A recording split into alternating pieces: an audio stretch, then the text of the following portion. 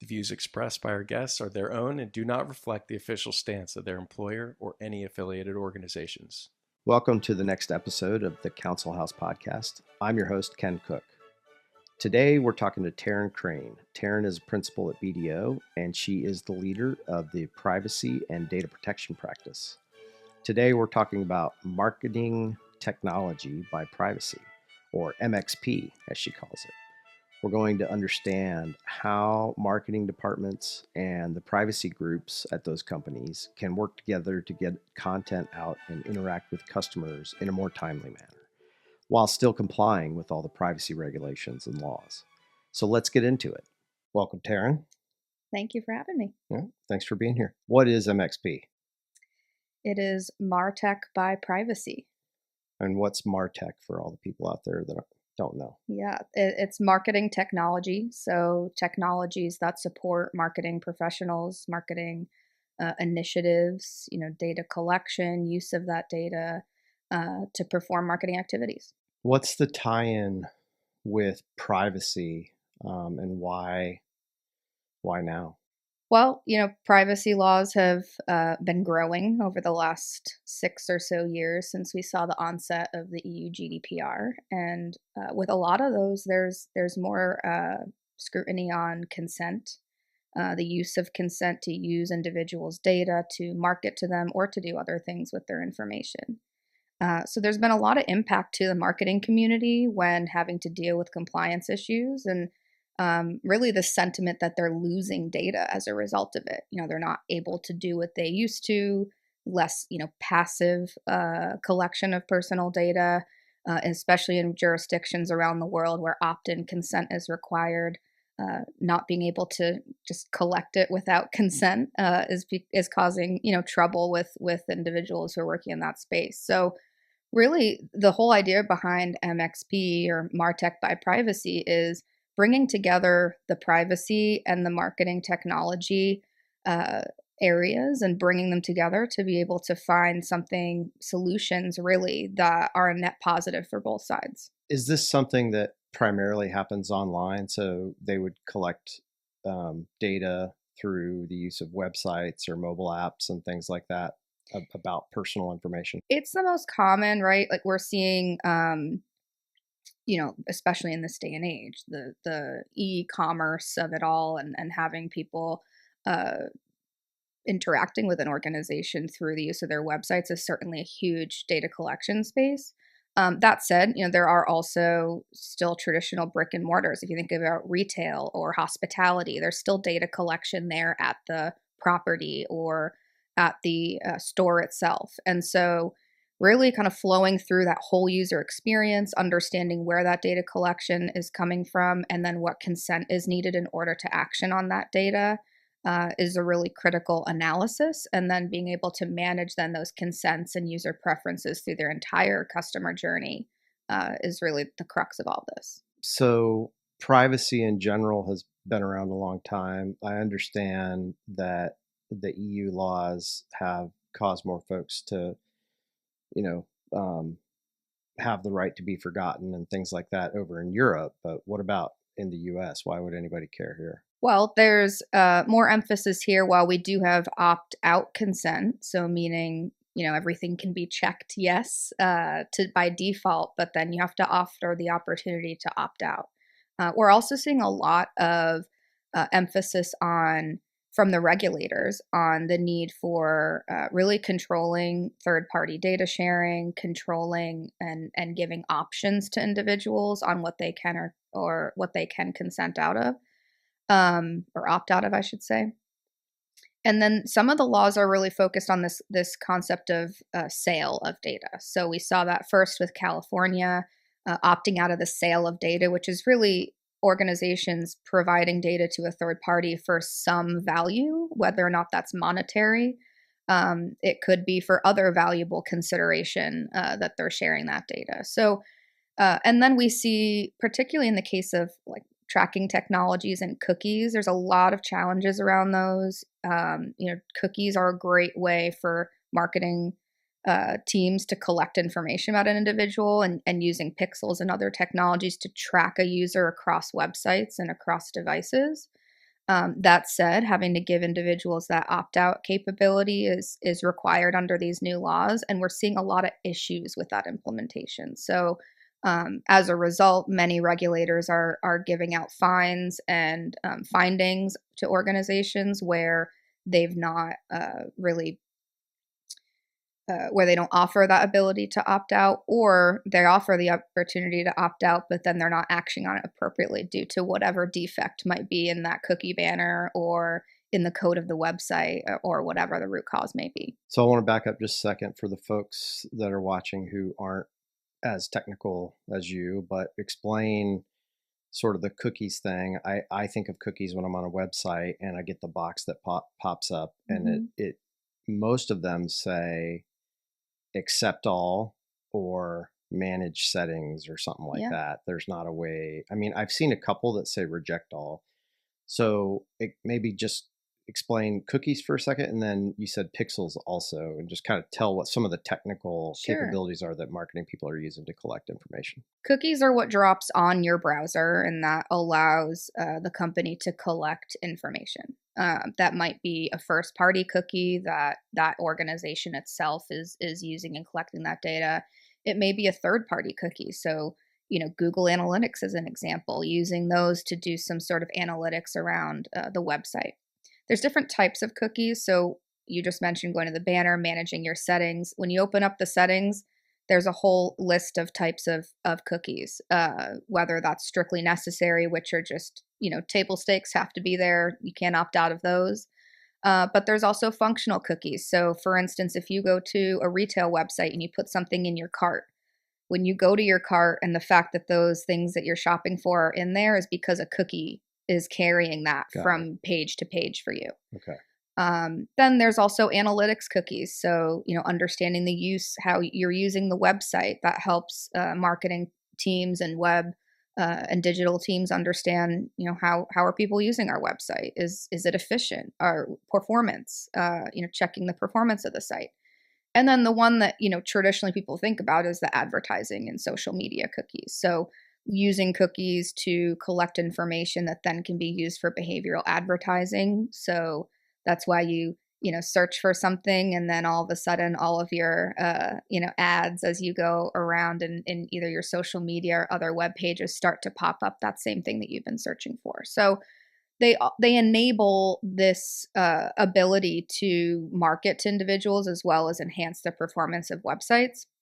Pixels, those are embedded within the source code of the website itself. So those as well are tracking technologies. So tracking you across devices, your ability, for instance, that you log into something on your phone and do something on your phone, and then you go to your computer and it knows and is sensing the same, behaviors and is pushing you information. So all of those combined are collecting information about you, and whether or not it includes, email address or other types of things, depends on the cookie. But at the very least, IP address and device ID and those types of things are actually considered personal data within the context of these privacy laws. Most people think that our phones are listening to us, because people will have a conversation and they won't search for anything necessarily related to whatever's in that conversation,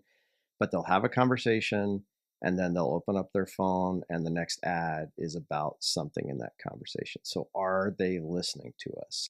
It's a good question. I'm not going to, name any names, but I think if you look deep into the terms and conditions of certain apps, it certainly does say the use of the microphone is embedded within that functionality. Though you have seen more recently within some of the more recent Apple upgrades, your phone kind of tells you when your microphone is on or listening. So you get a little bit more of that. Let's say that's privacy by design, giving you that ability to see, how your information is being used or when you're potentially being listened to.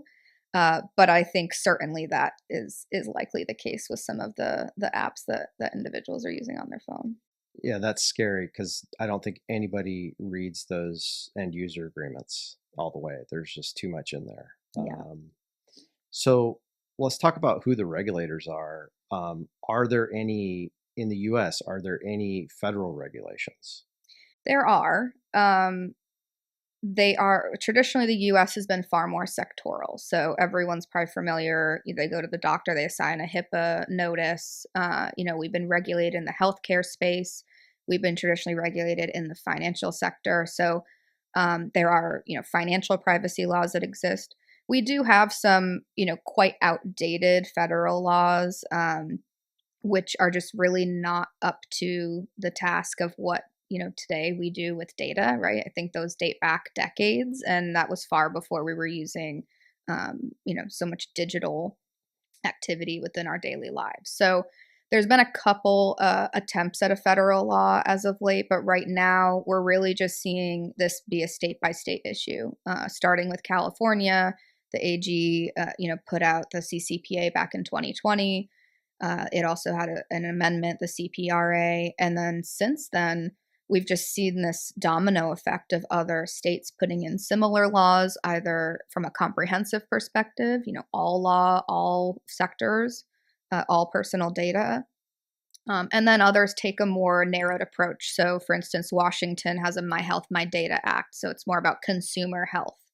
It's not really the HIPAA, which is dealing with more of the data that's handled by doctors and insurance companies and dealing through the actual performance of medical procedures. But My Health, My Data focuses more on, it also includes, devices, information that's being collected through your watch or apps or things like that. And so really being cognizant of the type of data that you're collecting. So my step tracker.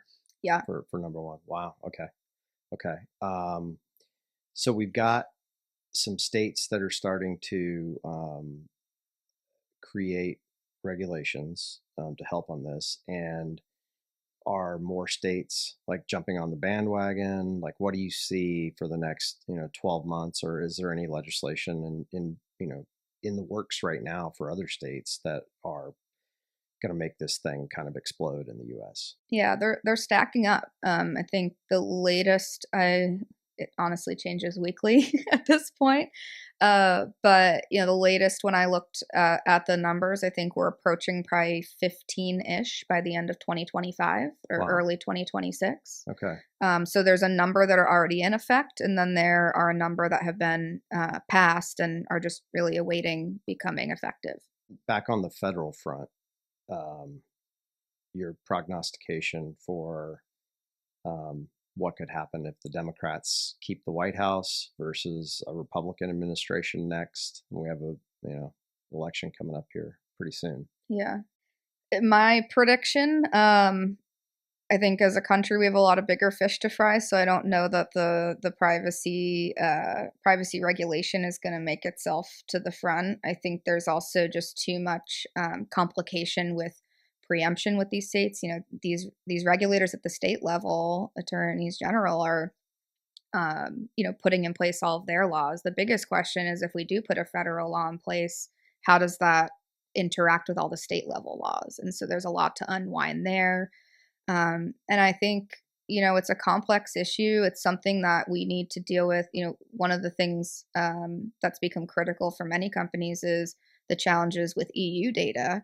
US is not deemed an adequate country in the eyes of the EU to transfer data to. So there's a lot of hoops we have to jump through. And, I would love for us to get a federal law to be able to, take out all of that mechanism and potentially become deemed adequate in their eyes. And also relieve these companies of having to deal with this patchwork of privacy laws. But I think it's years away, at least. For companies, Fortune 500 companies, et cetera, like what do they need to be concerned with? I mean, so many Fortune 500 companies operate in the EU also. Does this mean even if they operate there, but they're not headquartered there, that they have to deal with all of this privacy stuff from GDPR and everything else? Yeah, each law has its own scope of territory and how it applies, really. And so, yes, any U.S. company that is processing EU personal data, whether or not they have physical presence in the EU, is subject to the GDPR. That's a lot of companies for sure, Yeah. in a lot of different industries. Yes. All right, so help me understand the the chief privacy officer who's trying to deal with all this stuff. Help me understand kind of where you're going with the tie-in for MarTech and why is it important um, to a chief privacy officer? Well, I think it's important from two angles. Privacy officer is communicating to their business stakeholders that this is the law. This is the requirement. We have to have individuals opt in to certain uses of data, which in this case, when we're talking about marketing, is one of the critical areas. And I think what's important about taking this combined approach is that the privacy officer doesn't always want to be the office of no. They don't want to just come in and say, you can't do this. And I think also companies need to adapt. And so, knowing that you have to offer these choices and give individuals more control of their data, how can you lean into that and use trust as a better factor with your consumers to potentially still collect that data? No one's saying you can't collect it. You just need their consent to do it. So, how do you adapt your approach to this so that you can entice people to opt into something, particularly in an opt in jurisdiction? And so, really, again, from the two sides, getting privacy to, work with its business stakeholders to figure out other solutions to overcome these challenges. And then similarly, from the marketing angle, okay, like this is the reality of where we're at. How can we come up with more creative ways to adapt in this day and age, and really hone in on the user experience and their journey? Because it's not about just the opt-ins. I look at the data, for example. You get far more engagement from an individual when they've opted in, when they've explicitly opted in, Oh, wow. than if you just get implicit opt-in. So if someone is actively saying, yes, I want you to email me, or yes, I want you to send me these promotions, they're actually going to be a more engaged consumer. And so this concept of quantity of individuals versus the quality of individuals, it's actually more important to focus on the quality. And so that's the message that we're looking at. And on top of that, individuals are far more concerned these days with privacy. That said, there are also studies have said that people are willing to still provide their data in exchange for something they find valuable. So finding that balance of what can you offer these individuals to still collect their data, and again, do so responsibly and within the bounds of privacy requirements, but also adapting to the fact that the laws are really honing in on this. For those statistics that you were just talking about, are those statistics that are obtained through research from marketing groups, or is it like coming from privacy about the engagement and the level of the engagement based on um, more of explicit, opt-in Yeah. than implicit? A few different sources. I mean, I've definitely seen it from the marketing angle. We get click through rates and data around how you turn over those consents and have engagement and convert them into actual leads. So there's data behind what you start with at the top of funnel, and if you have it from a explicit versus an implicit opt-in, what does that actually come to in terms of leads? We've also seen some of this data coming from the privacy space as well, digging into looking at people's engagement within those websites, how they're consenting to the tracking and engagement. Basically, within an organization, the privacy office and the marketing people need to get together, but that almost seems like a cultural conflict of interest, if you will. How do you navigate the internal politics of a company in that way? It certainly, as we'll say, is an adversarial relationship at many organizations, but I've seen it work well at some, and I think it really starts at the top. There's a couple different ways I would say to start this engagement. One is, as a privacy officer, starting with the relationships and just, navigating relationships at the senior level and really understanding your business. I think it's really easy for anyone in compliance or privacy to come in and say, well, this is what the law says, so no. Right. But I think that people need to change their perception to no, or yes, if, or yes, and, right? Okay. We can do that if we do this. And really looking for solutions versus just putting a bunch of requirements out there and saying, well, here you have it. Go figure it out. So I think really starting at that relationship level and understanding and having really a vested interest in your own company's success. I mean, I don't think that anyone wants to see commerce stop or have these companies, devolve into nothing. But I think that companies need to be more diligent about the way that they're handling personal data and have a bit more accountability and establish trust with individuals. So I think just thinking of this as a problem solving and an evolving and innovative space, think about the way that you present privacy information to an individual, right? You just said earlier that you don't ever read the terms and conditions. Well, I wonder why. You go to the page and it's just 80 pages of block text. Yeah. But there are some companies who are presenting that information in a more engaging and thoughtful way. And so we've talked with companies about using your company branding and really leaning into that. It doesn't have to be a legal document. You can have that in the background if you want, but take a more layered approach to your privacy notice, for example. Give people more bite-sized information. I'm advising some of my clients to work with user experience designers and their web development team and say, okay, here's my content. And then we kind of design what that looks like and give them another way to look at that, right? That's really interesting because when I think of those really lengthy, user agreements, it seems like maybe they were put together by well-intentioned attorneys, but really just trying to comply with the letter of the law instead of maybe the spirit of the law. And what you just said about, well, maybe you do have to have all this in the background, but you could layer something else on top of it to say, like, this is what it really means, and this is what we're trying to achieve, and this is what we'd like your consent for, in plain English almost. Yeah. Because not everybody's an attorney. Exactly. So that's interesting. And I would think that most of the people that reach out to you for help come from the privacy office, but I understand that's not necessarily the case. You're getting engaged by marketing groups. Tell me a little bit about that. Like, how does that work? Yeah.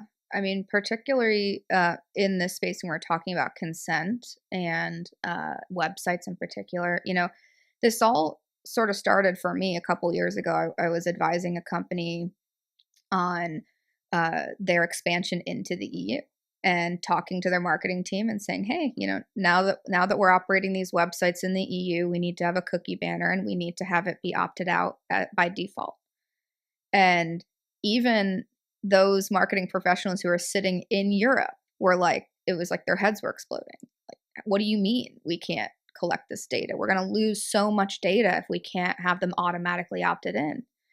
And that was sort of a light bulb moment for me. Like, yes, of course, that's the answer, but there has to be a better way, or there has to be a more, like, how can we overcome this and still help the business achieve its goals, but within the bounds of the requirements that we have within these laws? And so, and then lately, fast forward a couple years, we've seen a lot of activity. The CNIL, which is the regulator in France, they're very heavy on, website consent, cookies. They've issued a lot of fines in that space. And now we're also seeing here in the US, the SEC, the FTC, they've fined organizations for lack of transparency and lack of consent for uses of personal data. Yeah. And so that prompted a couple projects that I've done where we're investigating that. you mentioned going and you see these cookie banners. Yeah. But I'll tell you, when we test them, 90% of the time, I'd say there's some sort of defect with that banner. And so you may be opting out, but they're still collecting the data. Is that like intentional? Is it just IT misconfiguration, or is it anything nefarious, or is it just a glitch? It's usually just a defect, right? Like nothing intentional, just, not realizing that the settings were, there's a lot of root causes, right? There's configurations and settings. There's the way that it's coded into the source code of the website, and any step along the way can cause issue.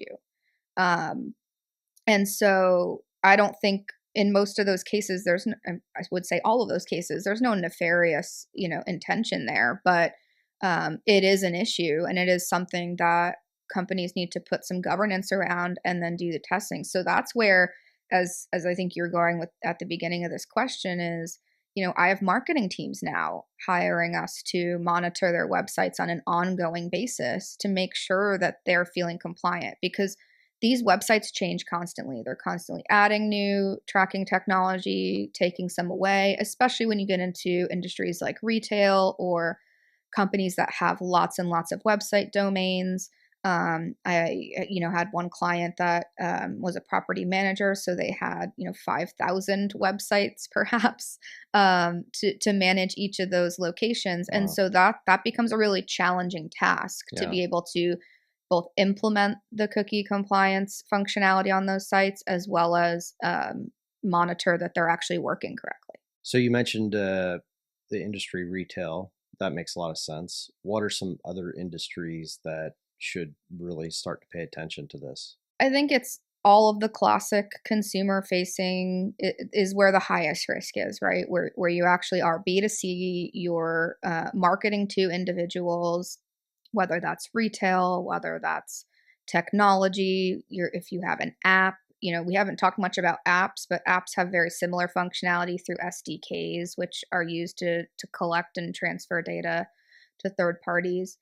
And so any of that. But I will also say B2B is not out of the woods either, because the fact that if you operate any cookies or tracking technologies on your website, by default, you are collecting information about consumers or individuals, I should say. Okay. Even if your business is B2B. Now, whether or not you have, complex tracking capabilities on your website in the B2B space, it depends, I would say. But I think any company that's working with consumers is definitely on the target list. On the B2B front, so if you're not the business that collected it directly from the consumer, but it just came over in a transfer from another business in some B2B type of operation, you're the one receiving it that didn't collect it from the consumer is still responsible? The requirements vary. Okay. So in that scenario, it depends what the arrangement is and what that second company is doing with the data. They may be considered a data processor, as an example, or a service provider where they're doing something on behalf of the other company. In other scenarios, they may be separate controllers of data, and maybe they're doing something entirely different and for their own means. But somewhere along the way, there needs to be transparency with that individual, whether that's through the first company or now the second company, that this is what's happening to your data.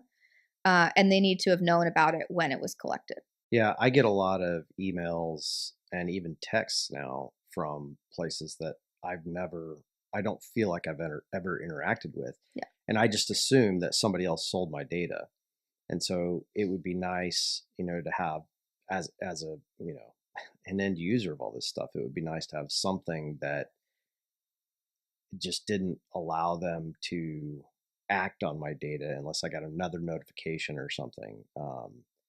But I also appreciate the sort of buyer beware kind of thing, but it gets pretty convoluted for an individual to keep up with all this stuff, and technology, I think, has just exacerbated the whole thing. It's difficult as an individual to handle all of that. You're right. Data has been shared, and because it could be.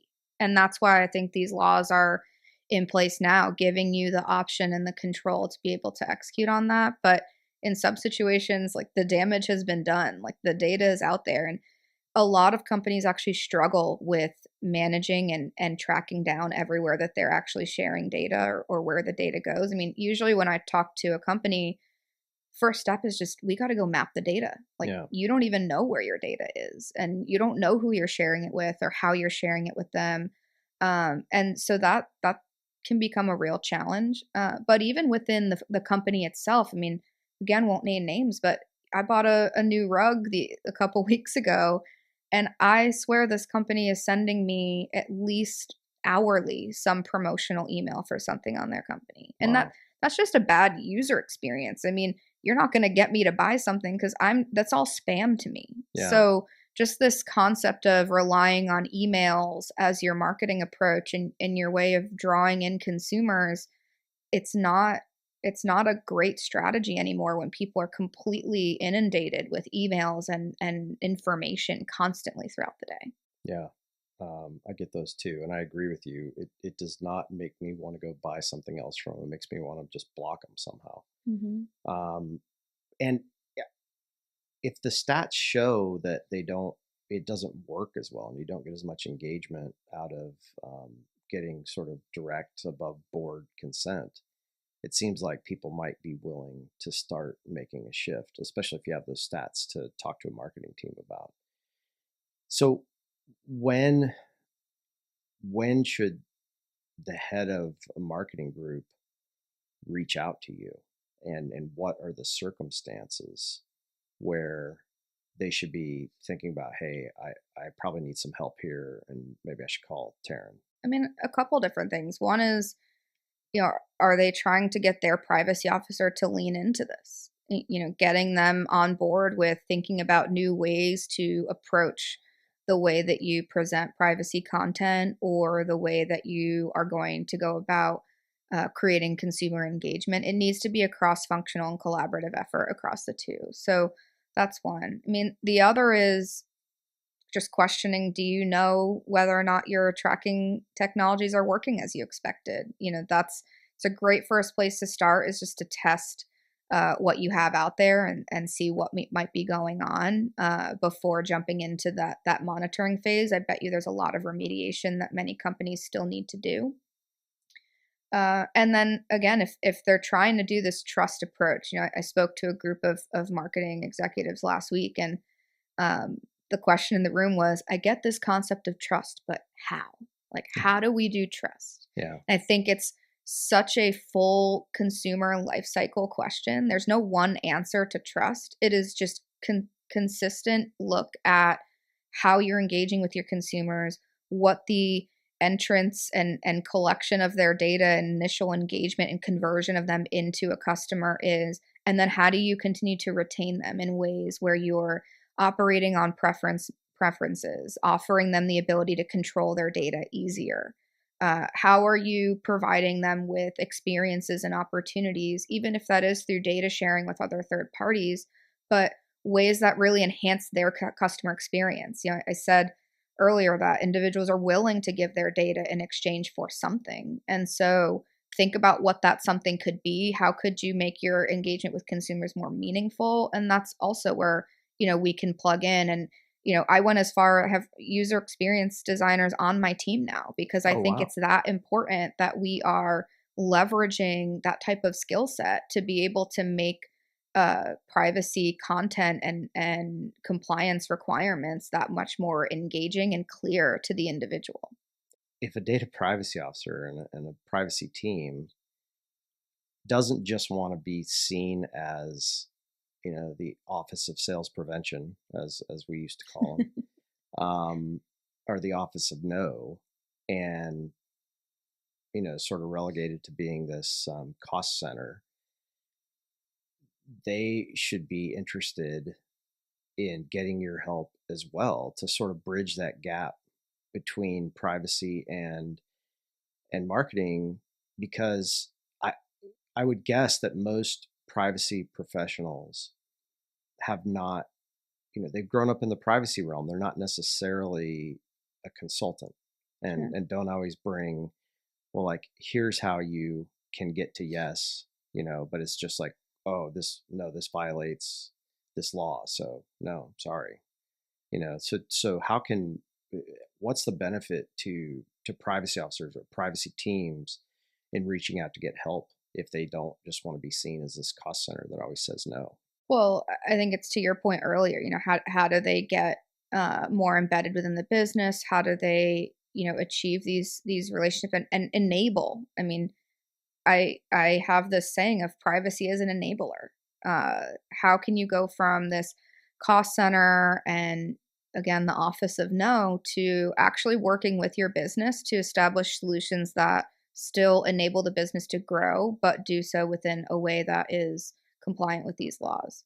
The other thing to think about too is there are some of these laws that are actually focused on age appropriate design or user appropriate design. And so, aside from, just thinking about this creatively, there's actually laws that are going into place about this. So, for instance, if you're collecting data from a child, they can't read a privacy notice. So, That's a good point. pictures, videos, things that are a bit more, again, engaging are a great way to present information in a way that someone might actually read. I really appreciate, and I can't think of any examples off the top of my head, but there's been experiences I've had lately where I've had my data collected or I'm filling out a form. And rather than saying, read more at our privacy policy, there's a bit more like engaging text there that says, we're going to use this to do XYZ. And just like Okay. so transparent, right on the nose, right there when I'm giving my information. And I think that's just a far more transparent way to interact with your consumers. And it makes me think, and maybe it's just because I'm a privacy professional, but makes me think like, hey, they're really investing in this and they care about this as Yeah. an organization. And it goes back to that trust cycle of, Yeah. I trust them because they actually took time to think about this and present it to me in a way that matters. Right. And trust in a brand is huge. I assume this is probably a topic that gets brought up at board meetings, and it's a board topic, I assume, because Yeah. they want their brand to be a trusted brand. And how Mm-hmm. do you get there? And they also don't want to violate laws. Right. Right. So, how often are you hearing about privacy as a topic, sort of part of the board agenda? Is it just constant? Pretty constant at this point. I think Okay. I would say it's a bit of a trifecta between privacy, cyber, and AI at this point. Yeah. I know AI gets thrown into every conversation. We can't avoid it. But, Right. between the privacy requirements and just the growing vastness of them and how many that people have to track and comply with to, almost constant cyber attacks and issues.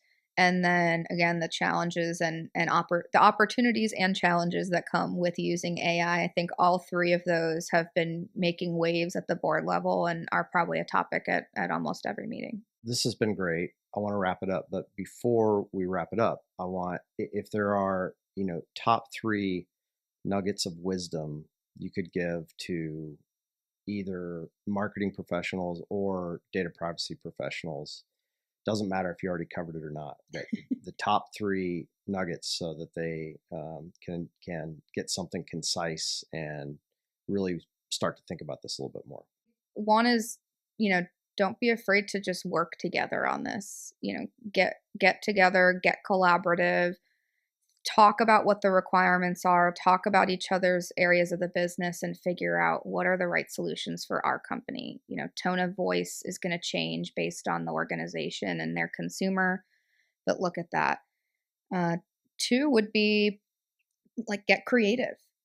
Don't feel like, especially as a privacy officer, that everything has to follow this strict legalese or the traditional methods of presenting information. Think about creative ways to actually present that. And then, I mean, at the end of the day, what I tell people the most is across all these privacy laws, probably 80 to 85% of them are all rooted in the same concepts. And so it's really just navigating these intricacies and nuances that come with some of the newer laws and what people want to put a spin on. And so it's actually not as challenging as it seems to come up with a foundational program that can meet most of the requirements. But it's again about communicating and working together on what that can look like. Excellent. All right. That's it with Taryn Crane from BDO's privacy and data protection practice. And this was fantastic. Appreciate your time. Thanks so much for having me.